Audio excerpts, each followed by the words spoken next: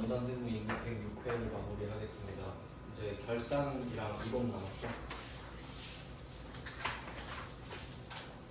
결산이 5문제라서 중요도가 상당히 올라갑니다.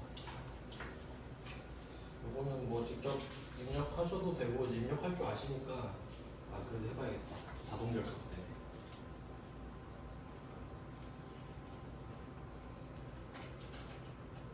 어제 받았던 세무 2급을 다시 열어주겠습니다.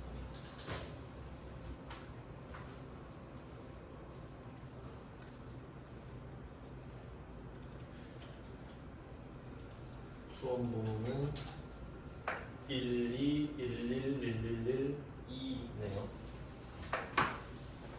1211112.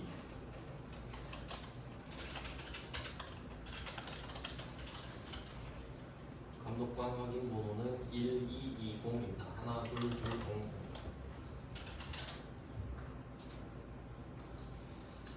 네, 그럼 이제 결산을 보겠습니다. 결산은 자동 결산과 수동 결산을 구분하셔야 되죠.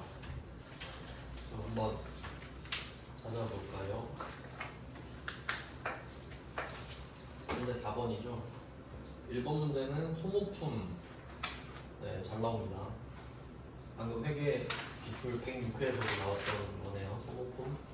아까는 소모품비 대신에 판매관리, 그 광고 선정비로 나왔는데 패턴은 같고요. 그 다음에 2번 문제는 외화. 평가적 환산입니다. 그래도 거래가 끝나는 것보단 평가 개념인 환산이 좀 더 쉽죠. 그럼 1번 소모품 정리도 수동이고 2번의 외화도 수동입니다. 분계를 직접 해야 되는 문제니까. 그리고 3번 문제는 매도 가능 증권 평가군요. 수동이죠. 좀 감이 안 좋네요. 수동. 그 다음에 4번은 대손 충당금을 보충해라. 자동이죠. 드디어 자동이 나왔고요. 그리고 5번 문제는 법인세 정리가 될 텐데 이것도 자동입니다. 아까 그 106회 전산회계 1급에서도 나왔었던 문제입니다. 두 개가 겹쳐요. 소모품이랑 법인세 정리 두 개가 겹칩니다. 그러면 이 문제는 앞에 수동 3개, 뒤에 자동 2개 이렇게 풀어주시면 되겠네요. 그럼 자동이 쉬우니까 자동을 먼저 해볼게요. 원래 실제 순서는 수동부터지만 이 시험에서는 편의상 자동부터 하겠습니다. 자, 결산자료 입력을 먼저 들어왔어요. 결산자료 입력이 들어와서 엔터 2번 치고 초록색 칸만 입력할 수 있다고 했습니다. 그럼 이때 F8 대손상각 4번을 먼저 풀면 F8 대손상각 요거 있죠? 요걸 눌러서 계산기를 꺼내서 써주시면 되는데 자, 이쪽에 들어와서 1% 체크하시고요. 그 다음에 매출 채권에 외상 매출금 받으러 이렇게 써있죠. 근데 제 기억으로는 어떤 회차에 이런 문제가 있었어요.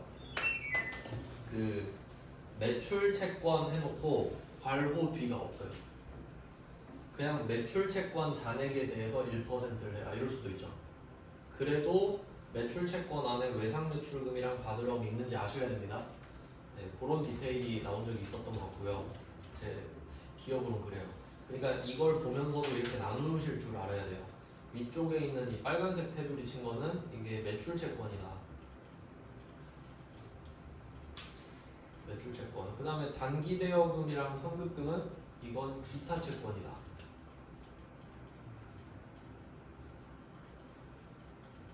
뭐 이 정도 같이 떠올리시면 되겠죠. 이거 이론 문제에서도 잘 나오니까요. 같이 연동해서 보시고요. 그리고 이 문제의 특징은 뭐냐면 계산기가 내장되어 있기 때문에 솔직히 쉽잖아요. 그냥 찾아주면 되는데 문제는 뭐냐면 지금 외상 매출금이랑 받으러은 기말 잔액에 대해서 1%를 자동 계산하는 거거든요. 그럼 이 말은 뭐냐면 여러분이 앞에서 일반 점포나 메인 매출 점포를 풀잖아요. 근데 그게 어차피 올해죠. 그럼 앞에서 그 분계 중에 외상 매출금이라는 계정 과목이 들어가잖아요. 근데 그 문제에서 금액이 틀리죠? 그럼 기말 잔액도 달라지죠. 정답이랑. 그럼 이것도 틀려요. 필연적으로 틀리는 거예요. 그러니까 앞에서 한 문제라도 틀리면 얘는 반드시 같이 틀립니다. 그럴 수밖에 없겠죠, 이론상. 그러니까 앞에 거 틀린 얘도 같이 틀려요. 그러니까 오히려 좀 독이 될 수도 있어요. 근데 어차피 안 틀리시겠지만 그렇다는 거 알아두세요. 그러니까 계산기는 안 틀리지만 내가 틀렸을 수 있다는 거예요. 그거 조심하시고 그 다음에 또 한 가지 포인트를 더 알려드리면 이거 앞에도 말씀을 드렸나? 그렇게 나온 적도 있습니다. 예를 들면 이렇게 해볼게요. 외상 매출금은 1%, 외상 매출금은 2% 이렇게 하고 단기 대여금은 1% 이렇게 낸 적도 있습니다. 이런 문제도 보신 적 있을 거예요. 제 자료에 있는데 그럼 그냥 안 보신 건가? 있어요. 한번 보시면 그 일반 발표 쪽에 있겠지 뭐. 그러면 이렇게 하면 어떻게 푸냐? 풀 수 있겠어요? 이거? 알려드릴게요. 이게 해설이 없어가지고 제가 제 방법을 알려드리면 외상 매출금 2%, 단기 대여금 1%로 가정할게요. 1% 할 줄 아시니까. 그러면 저는 이 계산기를 이용하죠. 2를 써요. 자, 2를 쓰면 2% 기준으로 다 맞춰지거든요. 그러면 외상 매출금은 2%라고 그랬죠. 그러면 이때 이 초록색 칸에 들어가는 게 2%가 되게끔 하는 금액이거든요. 그러면 요거를 적어요. 종이에. 외상 매출금 8, 830, 000 이런 식으로. 실제 시험에서는 금액이 다르겠지. 자, 그럼 그걸 적어 놓고 다시 1%로 복귀. 그럼 이제 단기 대여금은 1%죠. 자, 그럼 이때 단기 대여금 1% 이 금액은 냅두면 되지. 1% 맞으니까. 그리고 선급금은 언급 없으니까 지우고 받으러 온도 언급 없으면 지워요. 그리고 아까 적어놨던 그 금액 있죠? 그걸 이쪽에 적어요. 그리고 결산판요. 무슨 말인지 아시겠죠? 이거 한 번도 안 해보면 틀려요. 당황해가지고 안 해봤으니까 틀리는 거예요. 그래서 한번 이 정도 생각해 보시면 된다. 그러니까 2개 이상의 자산에 대해서 대손율을 다르게 낸 적도 있으니까 계산기를 활용해서 풀자. 이제 이거 나와도 풀 줄 아셔야 돼요.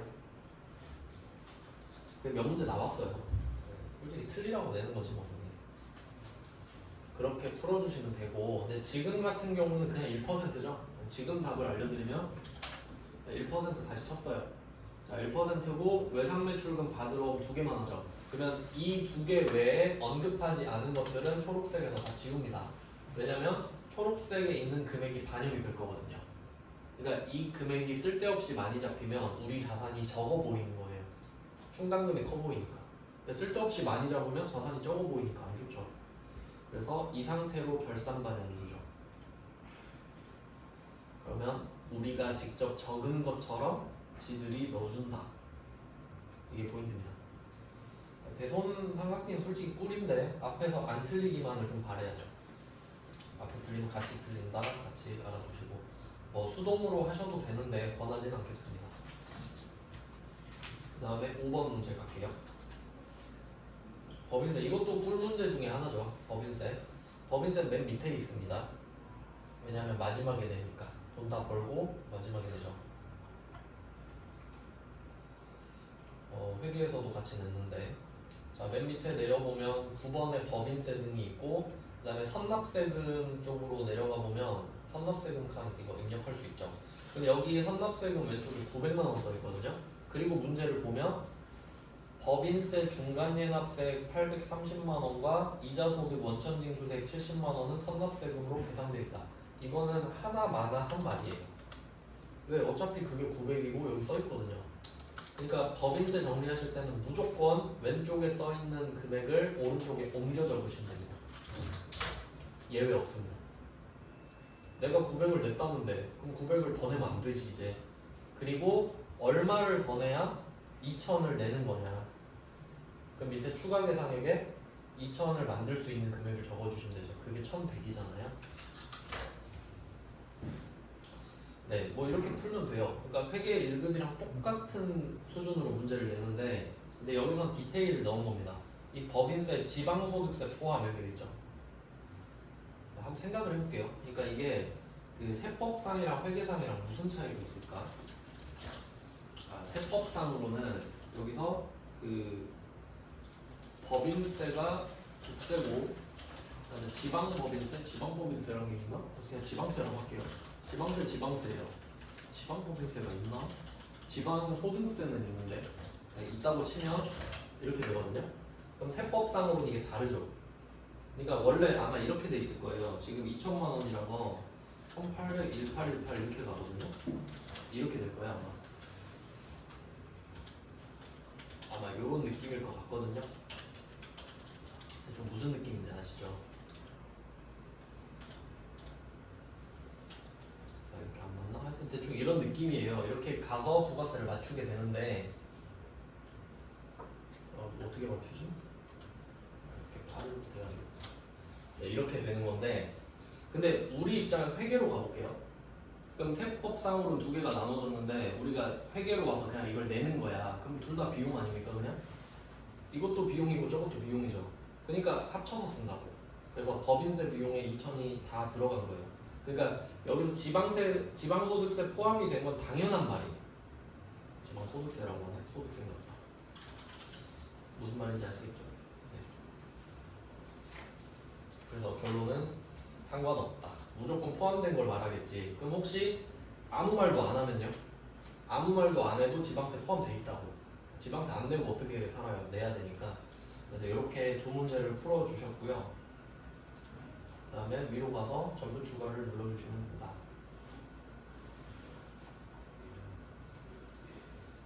전부 추가를 눌러주시면 자동 결산 끝. 4번, 5번은 끝이 났어요. 그 다음에 이제 수동 가야죠. 일반 정규 입력 가서 12월 31일입니다.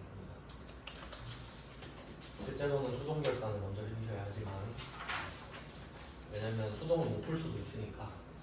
그러면 이제 1번을 보겠습니다. 소모품. 요거는 저번에도 하지 않았나? 잘 나오는데요. 자, 소모품은 7월에 구입한 소모품 80만원 중에서 결산일까지 미사용한 소모품은 50만원이다. 당사는 소모품 구입 시 전액 자산으로 계상을 했다고 합니다. 그러면 7월에 구입했대요. 7월에 80만원어치를 사면서 소모품이라고 했답니다. 요거는 이제 항상 독해 문제를 동반하는데 이게 어떻게 해석해야 되냐면 지금 7월에 구입한 소모품 이렇게 있죠. 이 소모품은 계정 과목이 아니죠. 그냥 일상 용어입니다. 그리고 옆으로 쭉 가서 미사용한 소모품, 여기서 미사용한 소모품도 일상 용어죠. 그냥 상황을 설명해 주는 거예요. 근데 그 상황에 대해서 어떻게 회계 처리를 했어? 물어보니까 살 때 소모품 계정 과목 썼지 이런 느낌이에요. 그러니까 일상 용어 소모품과 계정 과목 소모품을 구분하기. 그러니까 똑같이 말을 해도 구입했을 때 비용 처리를 했었다 하면 소모품비로 시작하죠. 그런 차이가 있습니다. 그럼 이때 현금 80만 원 썼고 오늘이 12월 31일이잖아요. 남은 게 50이래요. 미사용한 게 50. 그럼 80으로 시작을 해서 50이 남아야 하니까 30을 빼주죠. 그리고 여기 영업부니까 800원 소모품비 30을 비용 처리를 하고 소모품을 줄여줍니다. 네, 이렇게 하면 끝이죠.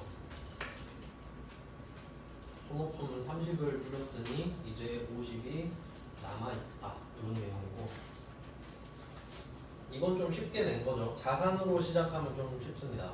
이게 그 앞에서 나오는 그거랑도 좀 비슷한데 소모품 정리가 소모품이랑 소모품 B에 대한 이야기잖아요.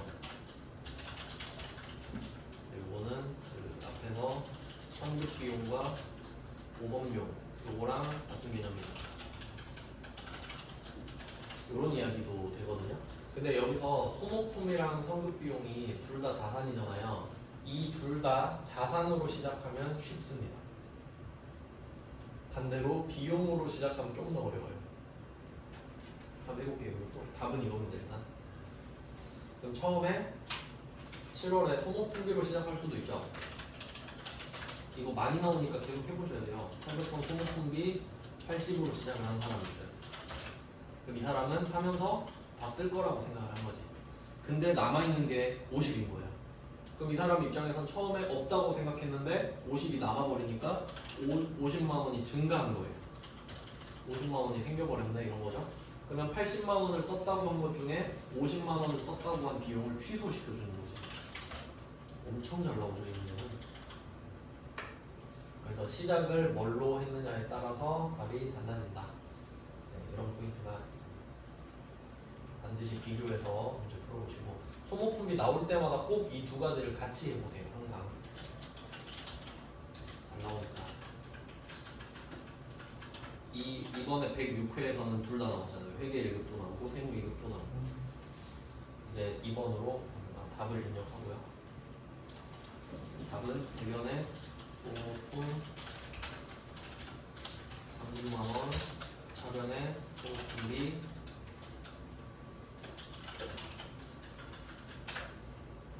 30만원 이렇게 끝내면 됩니다. 외화 볼게요. 외화는 체감상 되게 오랜만에 보는데 근데 외화를 좀 잘 안 내나? 외화 환산입니다. 외화 환산은 평가의 개념이고요. 얘는 단기 매매 증권 평가랑 비교해서 보기.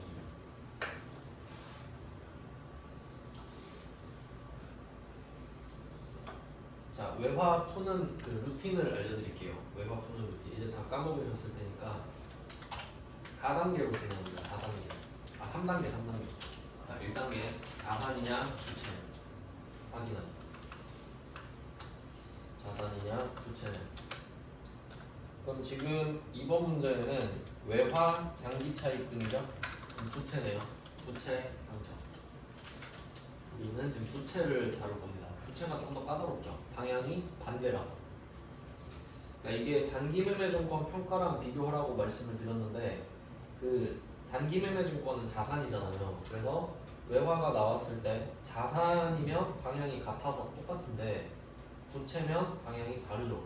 그래서 그거 한번 꼬아서 생각해야 되기 때문에 좀 더 복잡합니다. 해볼게요. 자, 2번 환율이 올랐니 내렸니?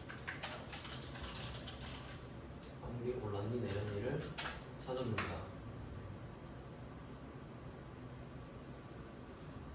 네, 이걸 찾아볼게요. 그럼 어떻게 찾을 거냐? 지금 날짜가 3개 있거든요. 3개. 요거 기본 패턴이죠.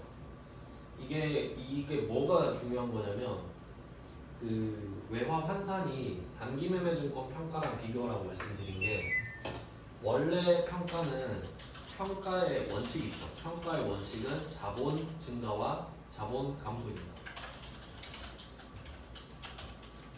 이거 이따가 할 매도 가능 증권에서 나옵니다.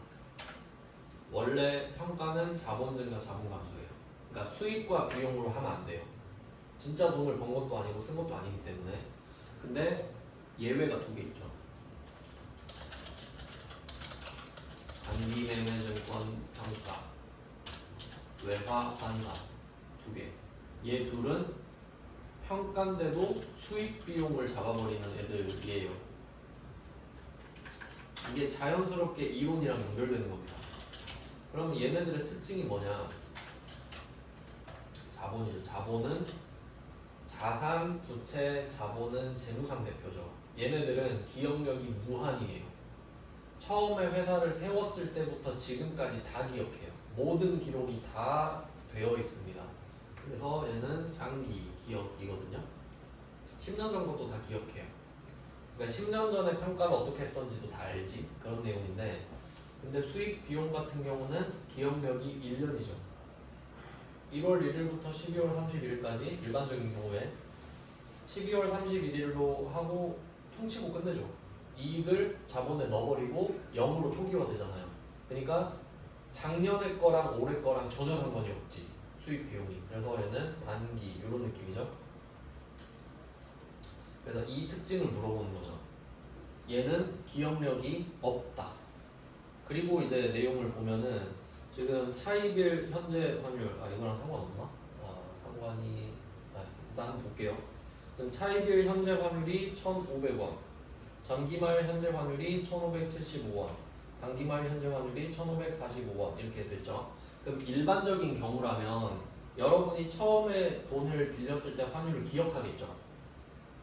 그리고 12월 31일이 1,575원이 되거든요. 그럼 한번 실제로 생각해봐요.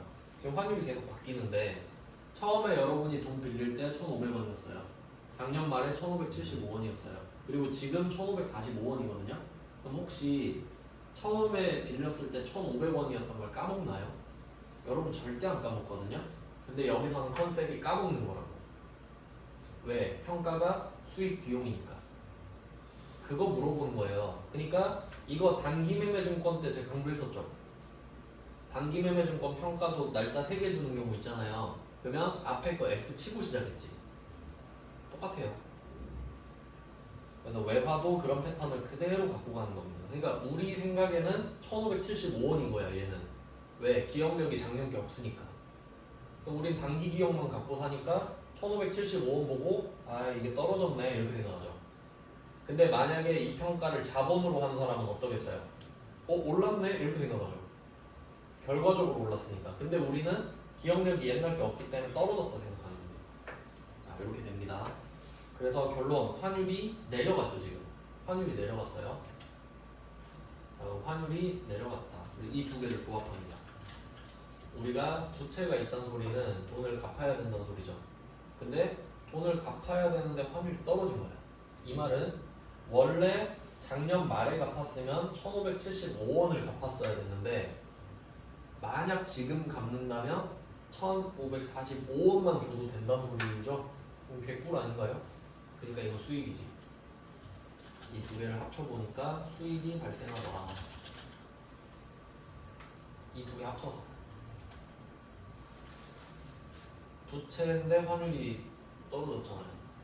그럼 반대로 부채가 있는데 환율이 오르면 더 갚아야 되니까 비용이 되겠고 이렇게 수익을 찾아냅니다. 확인했죠? 그 다음에 세 번째는 외화를 환산하는지, 그러니까 기말인지 아니면 거래가 종료되는지 기중인지 이렇게 보시면 되는데 지금은 12월 31일이죠. 여기서 쓰는 계정 과목이 외화 환산 이익도 있고 거래 종료는 외환 차익, 외화 환산 손실, 외환 자본 이렇게 가지고. 그러니까 좀 기말이니까 수익이면 외화 환산 이익이겠네. 네, 이렇게 찾아주시는 거예요. 3단계로 자산이냐 부채냐, 환율이 올랐냐 떨어졌냐. 그럼 이걸로 수익인지 비용인지 한번 체크하시고 우리 수익인 거 확인했죠? 그럼 이 수익이 언제 발생했냐? 외화 환산 때 일어났어? 거래 종료 때 일어났어? 그러면 외화 환산이면 외화 환산이, 거래가 끝났다면 외환 차익이겠죠. 이렇게 3단계로 풀어주시면 됩니다. 그럼 공개를 한번 해볼까요? 그 평가는 항상 차액만 구하죠. 차액만. 그럼 우리 입장에서 외화 장기 차입금이 줄어드는 거죠. 외화 장기 차입금이 1575에서 1545가 됐으니까. 그래서 외화 장기 차입금은 차변으로 줄어주면 되고요. 이 금액은 $10,000 곱하기 1575에서 1545를 빼면 30이죠. 30 달러당 30원. 그래서 일단은 빼서 구해주시면 되고 어디서 빼든지 상관은 없어요. 왜냐면 어차피 우리가 수익이란 걸 확인을 해놨기 때문이죠. 그러니까 이 작업이 반드시 필요한 거예요. 근데 이 작업을 안 해놓으면 뭐 플러스면 수익인지 마이너스면 비용인지 부채는 또 바뀌거든요. 그게 더 복잡하니까 미리 생각해놓고 이 금액은 그냥 큰 거에서 작은 거 빼시면 돼요. 그럼 수익이니까 당연히 기분 좋은 거겠지. 왜? 외화 장기 차익금이 줄었잖아요. 그래서 이 금액, 그럼 우리 30만 원 기분 좋겠네요. 그럼 대변에 외화 환산 이익이 붙겠죠. 30만 원. 부채의 감소니까 기분이 좋아졌다. 하나의 수익 발생 이렇게 되죠. 외화는 꾸준히 해주셔야 되는 주제죠.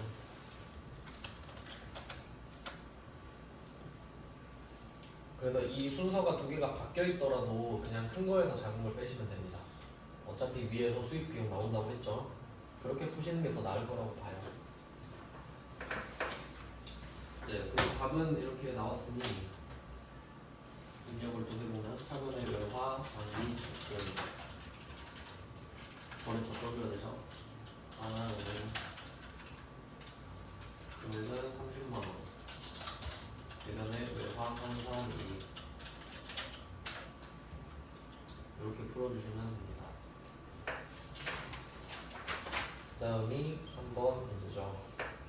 매도가능증권 평가입니다.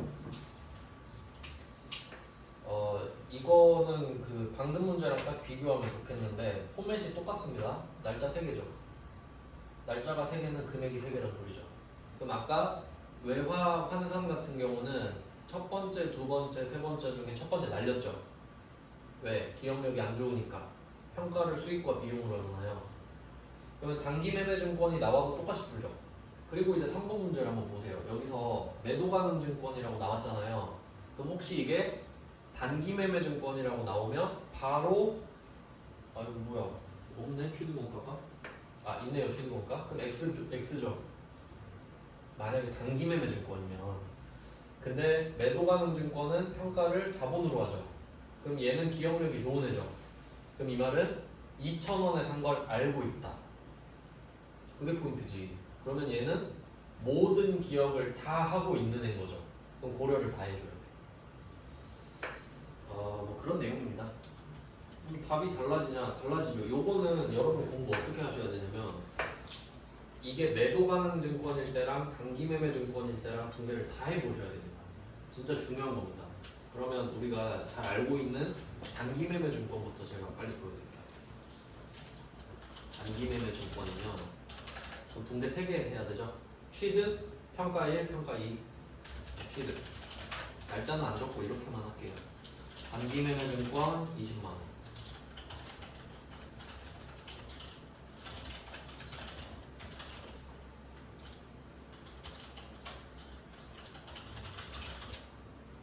상기를 시키기 위해 이렇게 쓰겠습니다. 수수료 비용이 얼마인지 모르겠어요. 제가 지어낸 건데 있긴 있겠죠. 뭐요? 900번 수수료. 맞다. 네 맞아요. 감사합니다. 900번이죠 900번. 자 900번 수수료를 씁니다. 그럼 이때 수수료는 당연히 자산이 아니니까 얘는 아예 고려가 되지 않는 거죠. 그러니까 이렇게 해서 20만 원만 남는다 이거지. 그러고 나서 평가 1번을 합니다. 첫 번째 평가 금액이 올랐어요. 급등했네요. 1,300원이 올랐습니다. 그럼 1,300원이 올랐고 100주가 올랐으니까 13만 원 이렇게 오른 거죠. 많이 올랐네요. 단기 매매 증권 13만 원이 올랐다.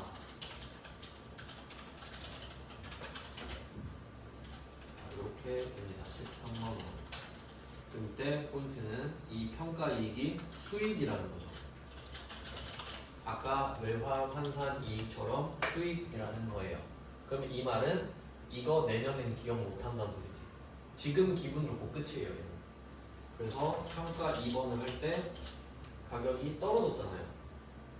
그럼 얘는 처음에 분명히 지가 2,000원에 들어왔는데 지금 평가를 해서 33만 원이 된 거잖아요. 근데 지가 3,300원인 줄 알아. 2,000원일 때 기억이 없는 거예요. 까먹어버리고. 그리고 3,000원으로 떨어지니까 기분이 나쁜 거예요. 그래서 평가 손실이 발생. 3만 원이죠.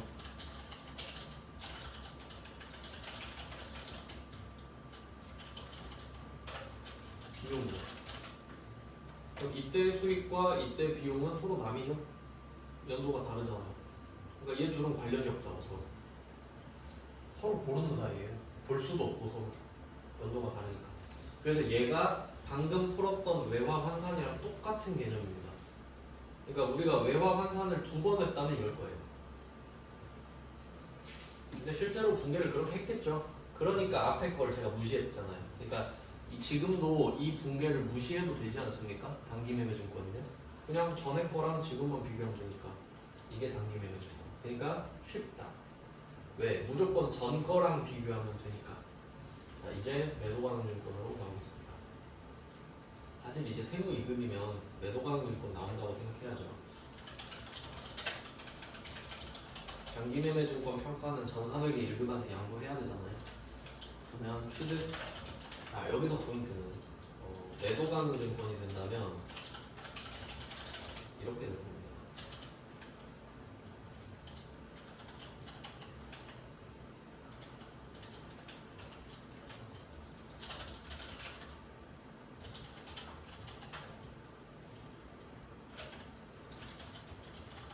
이것까지 아셔야 돼요. 아까 단기매매증권은 1,000원이 수수료가 붙었으면은 20만 원과 별개로 1,000원이 따로 들어가죠. 900번 수수료 비용으로.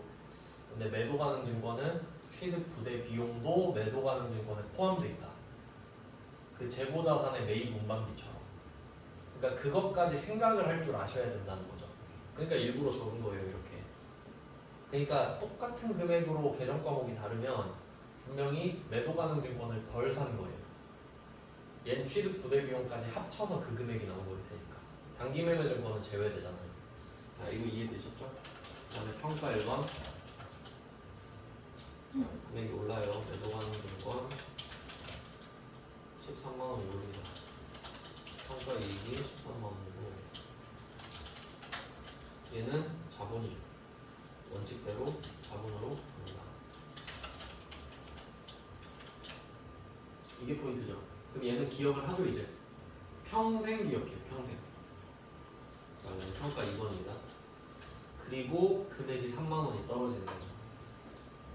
그럼 아까 단기매매증권은 여기 평가 손실 나왔죠.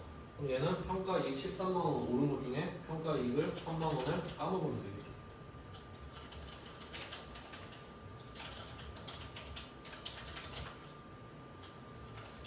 그러니까 당연히 매도 가능 증권을 낼 것이다. 이렇게 해야 틀리니까. 3만 원이 떨어진 건 팩트지만 평가 손실은 아니죠. 평가 이익으로 올라갔던 걸 깎아먹는 거지. 기억력이 좋으니까. 그러니까 떨어지려고 하는데 야 저번에 올랐었잖아. 그것 중에 까먹어라. 이렇게 되는 거죠. 그래서 제가 항상 이거 그림으로 같이 그려드렸잖아요. 그림. 이렇게 원점이 있을 때 여기서 원점은 30만 원이죠. 20만 원. 자, 이렇게 20만 원에 사왔어요. 그럼 20만 원이 기준이 되는 거예요. 얘는 이제 기준이 절대 바뀔 수 없어요. 기억력이 너무 좋기 때문에 한 번 20만 원에 사오면 이제 평생 20인 거예요, 지가. 자, 근데 이 상태에서 올랐죠, 13만 원. 이렇게 오른 상태에서 지금 1년 지난 거잖아요. 자, 이렇게 됐는데 오늘 가격이 떨어질 거래. 떨어질 거예요. 그럼 여기서 3만 원 떨어지죠. 그럼 이때 13만 원이 올라간 게 있는데 이게 갑자기 원점에서 떨어질 수는 없잖아요. 물리적 공간이 안 나오잖아요, 그게. 그래서 얘는 여기서 3만 원이 떨어진다. 이렇게 끝나는 거죠. 그럼 이 붕괴가 끝나고 나면 평가 이익은 10만 원이 남아있겠죠. 그럼 아직까지 마일리지가 10만 원이 있으니까 10만 원 떨어질 때까지는 평가 이익을 계속 까먹는 겁니다. 그럼 그걸 초과하는 순간 평가 손실이 나온다는 게 포인트죠. 그래서 이 문제를 조금 더 재밌게 냈다면 한 2,000원 정도 떨어지면 좀 재밌겠죠. 2,000원 정도 떨어져줘야 조금 더 복잡해지거든요. 한번 응용해볼까요? 그러니까 지금 20만 원에 들어와서 13만 원이 오른 후에 20만 원을 떨궈 볼게요. 자, 그럼 이건 취소하고. 그럼 13만 원이 올라가 있는 상태에서 13만 원을 다 까먹어야겠죠. 다 까먹었는데 7만 원 더 떨어져야 된대. 그럼 원점 찍고 여기서 7만 원 더 떨어지죠. 그럼 이렇게 되면 차변에 평가 이익 13만 원 다 털어서 쓰고 그래도 부족하니까 평가 손실이 밑에 7만 원이 더 나오는 겁니다. 그래서 총액은 20만 원이지만 평가 이익 13만 원과 평가 손실 7만 원 이렇게 되는 거죠. 그래서 이 두 계정 과목은 절대 공존할 수 없습니다. 평가 이익이 있는 상태에서 평가 손실이 같이 있을 수는 없다는 거지. 잔액 자체가. 왜? 서로 우선 상계하니까. 이해되시죠? 절대 같이 있을 수 없어요. 그러니까 이 회계 처리를 하기 전에는 평가 이익 13만 원이 남아 있었는데 이 회계 처리를 한 이후에는 평가 이익이 없어지고 평가 손실 7만 원만 남게 되는 거죠. 이것도 기억하시고. 그리고 여기서 또 어떤 문제가 나오냐, 지금이 이게 가장 스탠다드한 문제예요. 그러니까 오르고 떨어지고 오르고가 제일 좋은 문제거든요. 근데 만약에 20만 원이었다가 30만 원이었다가 40만 원이 될 수도 있죠. 그럼 이때는 계속 오르기만 하잖아요. 그럼 이때는 그 전에 올랐던 잔액과 상관이 없죠. 방향이 같을 때는. 밟고 올라가는 개념이기 때문에. 그러니까 이때 문제가 재미가 있으려면 방향이 달라져야 된다. 올랐다가 떨어지거나 떨어졌다가 올라가거나. 네, 이렇게 봤어요. 두 개 비교까지 해봤고, 그래서 답은 이거라는 거죠. 평가 이익으로 3만 원을 빼시면 된다. 그러니까 보통은 단기 매매 증권밖에 할 줄 모르시는 분들은 평가 손실 쓰겠죠. 당연히 틀렸죠. 그래서 뭐 이번에도 형식적인 입력을 하면 매도 가능 증권. 그리고 이것도 중요하지. 이것도. 자, 매도 가능 증권 검색하면 두 개 나오는 거 아시죠? 작은 게 유동, 큰 게 비유동. 그럼 여기서 단서는 뭐죠? 매도 가능 증권은 비유동 자산으로 가정함. 이렇게도 나오고 그렇게도 나오죠. 표현 방식을 좀 알려드릴게요. 매도 가능 증권을 찾는 방법. 유동이냐 비유동이냐 찾기. 첫 번째, 지금처럼 비유동 자산이다 하면 비유동이죠. 그러니까 숫자 큰 거. 두 번째, 투자 자산이다. 그것도 비유동이란 소리죠. 그렇게 주로 돼요. 투자 자산이다. 매도 가능 증권, 투자 자산. 이렇게 많이 됩니다. 그리고 세 번째, 이건 진짜 간접적인 힌트인데 시장성 있음. 이게 최고급이에요. 보통 세무 1급에서 내거든요.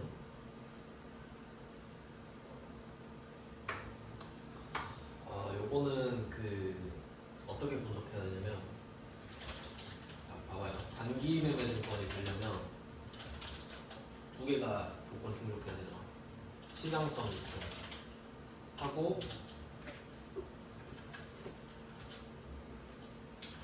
단기 매매 목적 이렇게 있어야 되죠. 그럼 반대로 둘 중에 하나라도 탈락을 하면 매도 가능 증권이 되죠. 근데 이미 매도 가능 증권이라고 질러 놓은 거예요. 그럼 이 말은 분명히 이 둘 다 충족하진 않아요. 맞죠? 왜? 둘 다 충족하면 단기 매매 증권이니까. 그러니까 이렇게 주는 겁니다. 나 매도 가능 증권이 있어. 근데 이거 시장성 있거든? 그거 끝나버린 거예요. 우리 뭘 어쩌라고 이렇게 되잖아요. 근데 이 두 개를 동시에 충족하면 단기 매매 증권이 돼버린다고 했잖아요. 그러면 매도 가능 증권이란 소리는 일단 최소 둘 중에 하나는 나가리란 소리죠. 그러면 시장성이 이때잖아요. 그럼 단기 매매는 아닌 거예요. 이 정도면 진짜 엄청나게 돌려서 말을 하는 거죠. 그래서 결론은 뭐다? 비유동이다. 단기가 아니니까. 그러니까 이렇게까지 내거든요. 이게 전 선생님 1급에서 이렇게 냈어요. 아시겠죠? 그러니까 결론 그냥 비유동 찍으세요. 비유동. 그냥 매도 가능 증권은 비유동으로 합시다. 그래서 이때 주의하셔야 될 거는 알면 뭐해. 매도 가능 증권 치고 엔터 쳐버리면 틀리죠. 유동이잖아요. 숫자 작은 거. 그러니까 반드시 내려서 엔터. 큰 게 비유동이니까. 대변에 3만원, 차변에 매도 가능 증권, 평가 2. 어차피 이거 자본이죠. 394번. 네, 이렇게 됩니다. 자본을 끝냈고. 그리고 어제 아까 말씀해 주신 거 정정을 좀 할게요. 제가 문제 난독증으로 인해서 아마 인정하고 싶지 않았던 것 같은데 제가 좋다고 막 극찬했던 문제 결국은 안 좋은 문제였고 일반적인 문제였나요? 참 좋다 많았다. 답을 안 받았고 제가 일반전표 4번 있죠. 이거 제가 제대로 알려드리겠습니다. 이게 문제를 얘네들이 이렇게 내면 제가 설명을 자세히 해드릴 수밖에 없거든요. 그러면 이 4번 문제는 동계를 3개 해야 돼. 3개. 첫 번째는 제품 매출, 외상 제품 매출. 어제 한번 보여드렸죠. 빠르게 진행할게요.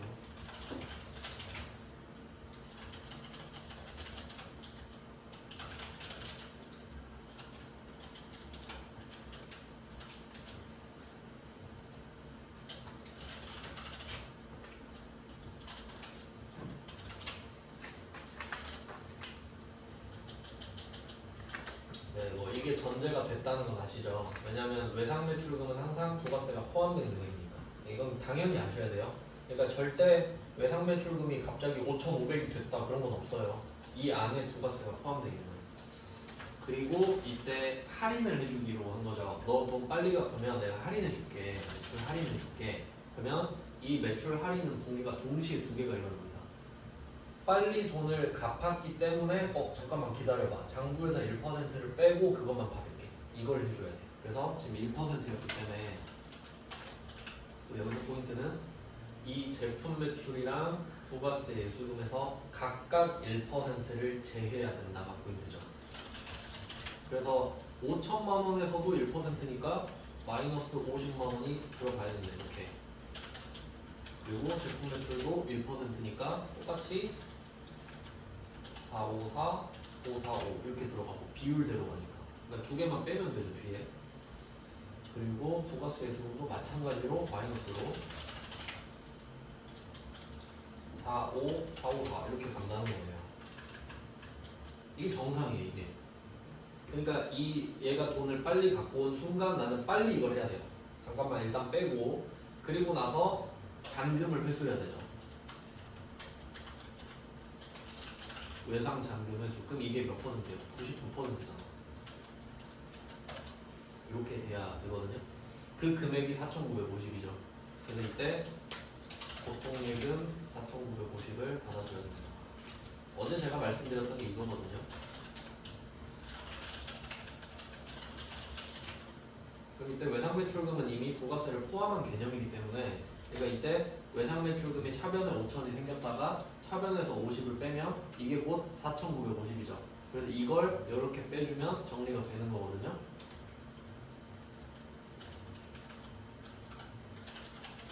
그리고 얘는 또 생각해보면 이 제품 매출은 메인 매출료를 쓰죠. 부가가치세 관리해야 되니까. 그리고 매출 할인도 메인 매출료표에 쓰는 거죠. 이렇게 써줘야 돼. 부가세 얘도 관리해야 되니까. 그리고 3번의 잔금 회수는 일반적입니다. 왜 부가세 없죠? 부가세랑 전혀 상관없죠. 이렇게 되거든요. 근데 할인은 필연적으로 2번, 3번이 동시 발생합니다. 왜? 얘가 돈을 갖고 왔으니까 이걸 깎아주는 거거든요. 맞죠? 돈을 갖고 왔으니까 잠깐만 1% 뺄게. 그래야 정부가 맞으니까. 그러니까 원래는 답이 이렇게 와야 돼요. 근데 제가 어제 설명드렸던 거는 부가가치세를 고려하지 말라 그랬는데 할인 분계를 고려하지 말라고 봤어요.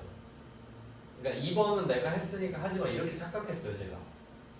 근데 제가 너무 수준을 높게 본 거죠. 근데 여기서 뭐라고 해요? 부가세를 고려하지 말라 그랬지. 말이 됩니까? 말이 안 돼요. 그래서 제가 인정하고 싶지 않았나 보죠. 그래서 여기서 답이 이거 일반전표니까 거래처 쓰는 것도 아시죠? 일반전표니까 메인 매출 전표는 안 쓴다 그랬어요. 그러니까 지금 답이 어떻게 되냐면 보통예금 4,950에다가 외상 매출은 5,000이죠. 그리고 여기다가 매출 할인 제품 매출 이게 말이 되나? 답을 이렇게 적어놨어요 글쎄. 그럼 이 말은 우리 부가세 손해봐요. 원래 이거 할인해주면 부가세도 45454를 덜 내야 되잖아요. 안 판 거니까 비례해서. 근데 이런 식으로 지금 가라고 답을 처리해보면 우리는 이 부가세를 생으로 내야 된다는 소리지. 그러니까 우리 이건 손해봐요 결론은. 그러니까 참 뭐 하라는데 어떡해요. 그러니까 저는 좀 인정하고 싶지 않은데 매출 할인을 써라 이렇게 되죠. 그러면 이거 가지고 또 어떻게 응용이 되냐면 이거를 2번에 반영을 원래 해야 되죠. 그 할인을 지금 50으로 다이렉트로 꽂아버린 건데 이게 직접법이고 만약에 이 계정 과목을 반드시 쓰라고 하면 이렇게도 가능하거든요. 최근에 복수정답 처리를 하더라고요. 옛날에는 안 했는데 그렇게 되면 이렇게 돼요. 그러니까 이 외상 매출금, 제품 매출, 부가세 예수금을 자리를 똑같이 적고 마이너스를 때렸잖아요. 근데 이거는 차감 계정이거든요. 매출 할인. 그럼 보시면 제품 매출이 원래 오른쪽에 있잖아요. 그리고 얘는 존재 자체가 마이너스인 거예요. 그러니까 이게 4,500이요. 뭐 45454 이렇게 돼 있는데 여기서 이걸 빼는 거예요.